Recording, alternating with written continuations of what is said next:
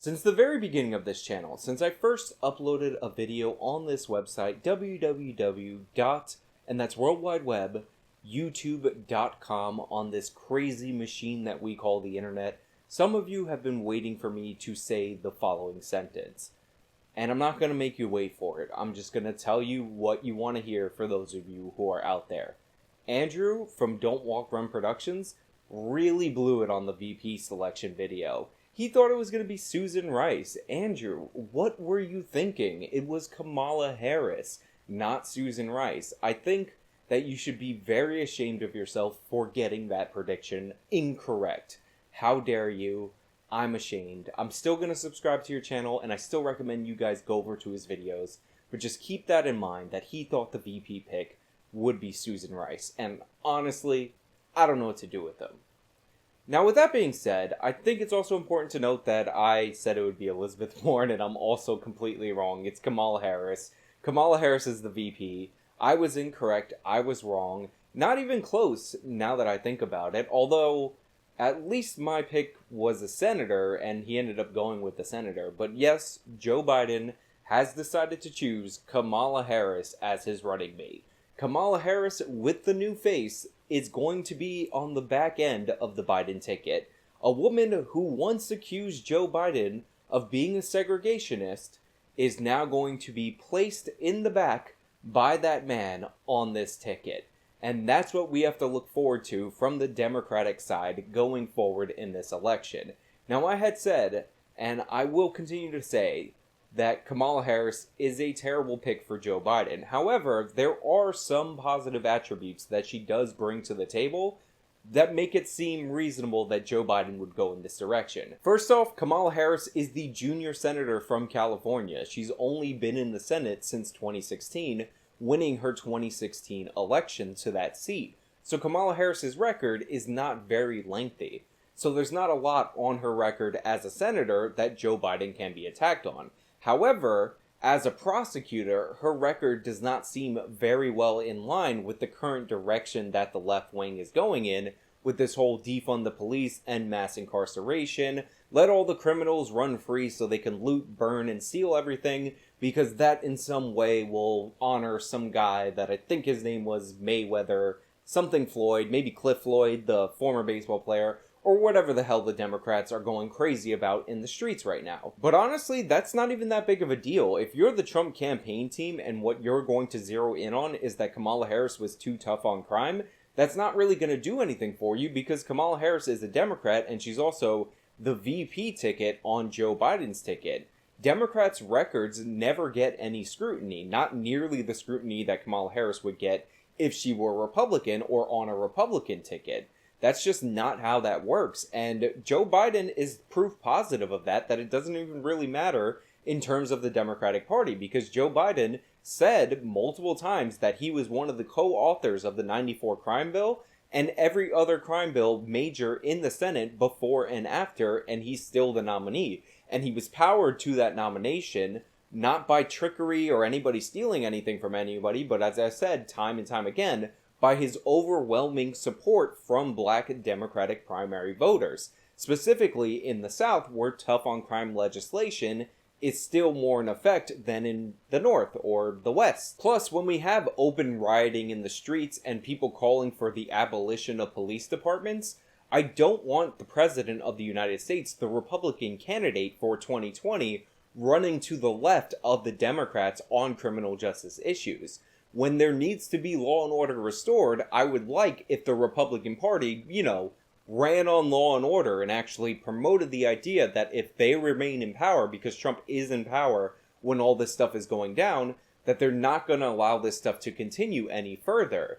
If they're going to try to outflank Biden and Harris from the left on criminal justice issues, not only will they not receive any Black voters that they think they're going to get by doing so, but they also will lose a bunch of suburban moms who are often very worried about crime, and that is a key demographic that the Trump administration needs to win over in this election cycle if he expects that he's going to be reelected. And it's also very important to note that no matter how much you want to argue this until you're blue in the face, a Biden-Harris ticket is not very scary to suburban moms. You're not going to have it if they decide to triangulate and be more centrist during this election run, where they're going to vote for Trump in droves because they feel like Biden and Harris are too radical. They present themselves as way too establishment for that to work. Now, it is possible that they might go crazy about BLM during the campaign, but that's unlikely because right now, as we've talked about before, Biden is in the lead in the polls and, more importantly, in key polls in key swing states. However, that lead was tightening prior to this announcement. Hey, I'm on Twitch, twitch.tv/actualjusticewarrior, and I have a second YouTube channel where my Twitch segments end up. AJW2 Dreams Come True. Yes, it is named after the straight-to-video sequel to Cinderella that probably none of you heard about, and even more of you don't even know what straight-to-video means. Check me out there, links are in the description, along with all my other links. Let's get back into the video. Now, the biggest advantage by far that Joe Biden gets by picking Kamala Harris is the same advantage that he would have got no matter what minority woman he decided to put on his ticket, and that is the advantage that the media will paint any attack against Kamala Harris as an attack that is racist and sexist. This is essentially a shield of the Biden campaign going further of racism claims and sexism claims, which is kind of hilarious because, again, Kamala Harris is the one who accused Joe Biden of being too close to segregationists when he entered the Senate. The Trump campaign can actually take clips of Kamala Harris and use them as ads against Joe Biden. That's how vicious Kamala Harris was when she was attacking him on the debate stage, when she actually thought she had a chance of winning the Democratic nomination. But I also believe, and it's personal, and I was actually it was hurtful to hear you talk about the reputations of two United States senators who built their reputations and career on the segregation of race in this country. And it was not only that, but you also worked with them to oppose busing. And, you know, there was a little girl in California who was part of the second class to integrate her public schools. And she was bused to school every day. And that little girl was me. So I will tell you that on this subject, it cannot be an intellectual debate among Democrats. We have to take it seriously. We have to act swiftly. As Attorney General of California, I was very proud to put in place a requirement that all my special agents would wear body cameras and keep those cameras on. Do you agree today that you were wrong to oppose busing in America then? No, do you agree? I did not oppose busing in America. What I opposed is busing ordered by the Department of Education.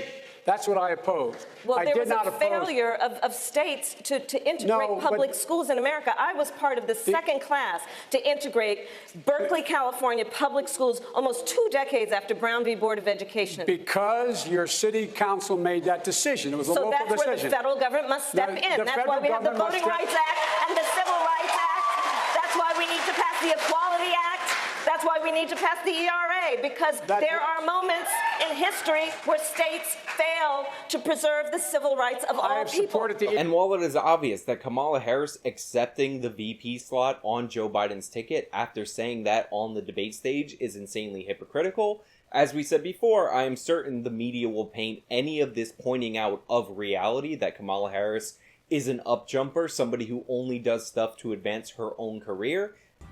And as always, Wakanda forever.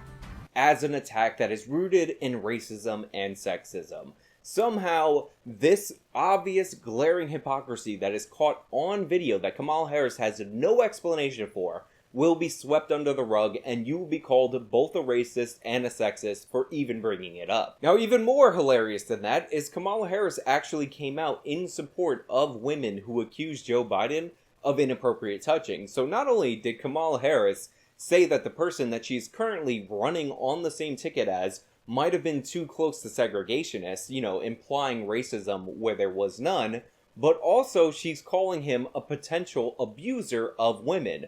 Again, this is the woman of color that Joe Biden put on his ticket with him, somebody who has not done one but both of these things in the past. At least Stacey Abrams, who never wins anything despite the fact that she claims that she won things, and the media plays along with it because otherwise she won't leave the room, at least she had the decency, and by decency I mean complete and utter indecency, to completely and hypocritically dismiss the women out of hand because everybody knew she was campaigning for that VP slot. You gotta wonder how Stacey Abrams feels about this, and if she feels like Kamala Harris somehow stole this election by nefarious means from her, even though Joe Biden's team picked Kamala Harris because they thought she checked all the right boxes, and Stacey Abrams, already being a loser, was probably seen as a loser candidate, despite the fact that she could never admit that she's a loser. Another major problem for Kamala and her new face, both Kamalas, is that she is incredibly unlikable. I think I diagnosed her accurately in my first video where I went over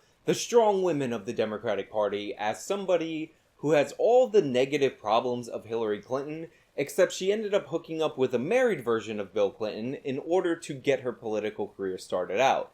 By the way, look that up, that's 100% true. And yes, it is hilarious that a woman who is accused of starting her career by sleeping with a married man who is a bigwig Democrat in the state of California who gave her her first 2 political appointments is on the same ticket as a guy who's accused of hooking up with his subordinates using his position of power. It's almost like this is a match made in comedy heaven. But yeah, Kamala Harris, completely unlikable. She has that creepy Hillary Clinton laugh every time she's asked a question that makes her uncomfortable or she doesn't want to answer. And that is a negative impact since Joe Biden's brain is basically performing like mush this election cycle. You needed somebody who was a little bit more charismatic, who had a little bit more gravitas to them to be on the ticket with him, and Kamala Harris does not serve that function well. She's not charismatic. I mean, you could argue that maybe her harshness balances out a little bit with Joe Biden's aloofness, and therefore they are kind of complementary on a ticket, but compared to other previous president and VP tickets, this one really doesn't do it for me. I don't really see the balance there. I mean, compare this to Obama-Biden. Back then, Biden was prone to gaffe, so he was prone to say things that he wasn't supposed to, while Barack Obama was always on point with his speaking. He was smooth, charismatic, and honestly, if you wanted to study body language and how to convey a speech, you should study Barack Obama because he was just that good at it. Or compare it to Pence and Donald Trump. Donald Trump is the crazy one. He's the erratic one. Pence is a guy who looks decent in a suit, and he gives you the presence of stability when you look at him, and he doesn't talk crazy either. This isn't the best combination. You have unlikable discount Hillary Clinton from California, and doddering old, losing it Joe Biden on the front of the ticket. Again, I'm not saying that Kamala Harris is a woman without any strengths. The woman is a prosecutor. She is good at debating. Even though the VP debate isn't really as big of a show as the presidential debates are, she probably does have a good energy going into that debate. She's going to be defiant, and all that stuff does work in a debate stage, which is very much structured like a court of law. You get to talk, they get to talk, you're trying to win over the audience, which is the jury in this analogy, and Kamala will do just fine there. But what I'm really interested in is whether or not this VP pick will give Kamala Harris and Joe Biden a bit of a bump in the polls going forward, because the polls are tightening up.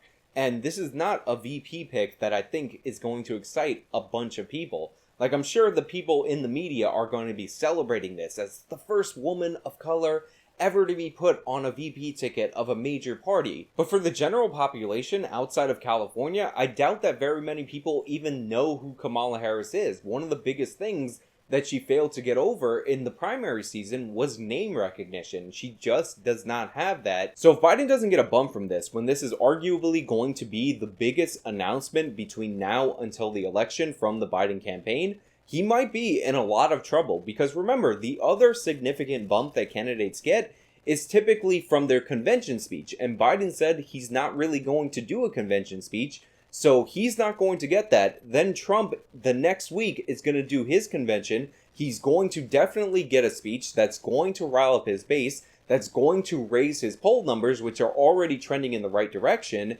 And then it's basically going to be down to the debates. And typically, I don't like to say that the debates are a deciding factor for anybody going into an election, but we haven't seen a lot of these candidates, and a lot of people do start paying attention during the first debate. And if Biden can't hold it together, and again, if Trump has a crowd where he can say outrageous things to catch that crowd off guard, Biden's going to be in a lot of trouble. The first and last debate are the most important going into this. The VP debate, which I said Kamala Harris could probably perform well in, totally irrelevant. Nobody really cares about the VP candidate unless there's somebody who's outrageous and insanely dislikable who grabs more attention than the actual candidate. Of course, I'm thinking of Sarah Palin, who was beloved by the conservative base, but was widely viewed to be adult by the far left. She was a very unlikable candidate. Look, I said it before in my previous video where I talked about how Joe Biden's strategy of hiding in the basement was actually working, that Trump needs something to sink his teeth into.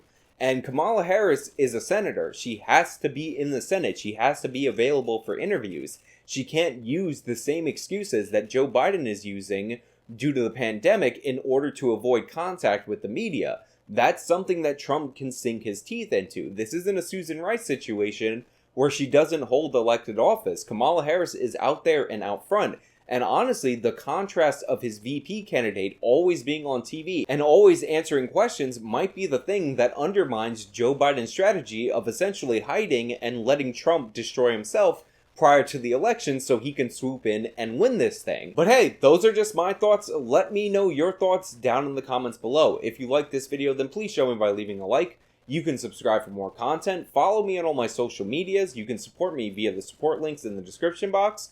This has been me talking about being wrong about the VP pick. Yes, I gotta say it again. Till next time.